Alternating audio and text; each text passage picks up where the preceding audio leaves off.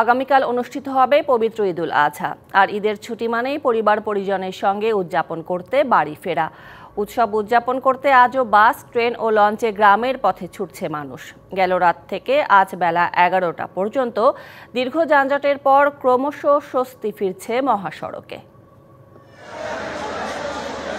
রাত পোহালেই ঈদুল আজহা, কমে আসছে প্রিয়জনের কাছে ফেরার অপেক্ষার প্রহর। মুখে হাসি আর হাতে ব্যাগ নিয়ে রেল স্টেশনে কাঙ্ক্ষিত ট্রেনের অপেক্ষা। ঈদ লাগছে আমাদের কাছে এবং খুবই স্বস্তিভাবে যেতে পারছি, এজন্য আরো বেশি ভালো লাগছে। বাবা মার সাথে ঈদ করতে পারবো, এটার জন্য অনেক ভালো লাগতেছে। গতবারের তুলনায় মোটামুটি স্বস্তিকর আছে।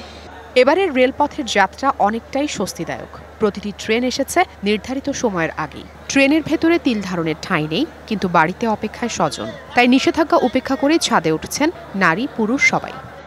বাচ্চা কাচ্চা আছে দেশে, যাইতেই হচ্ছে। ভোগান্তি তো হবে, একটু দাঁড়িয়ে থাকাটা একটু কষ্ট করে। বিশ্বমানের থার্মিক্স রড, সালাম স্টিল থার্মিক্স, দেশের একমাত্র থার্মিক্স রড।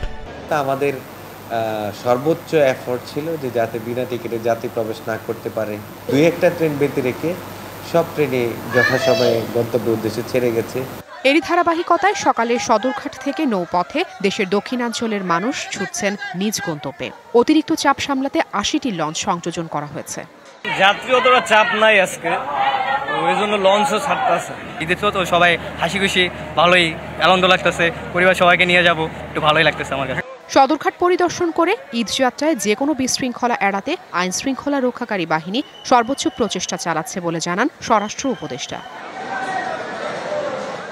আর দীর্ঘ যানজটের পর স্বস্তি ফিরেছে মহাসড়কে। রাজধানীর বাস টার্মিনালগুলোতে যাত্রীদের উপস্থিতি থাকলেও রয়েছে বাস সংকট।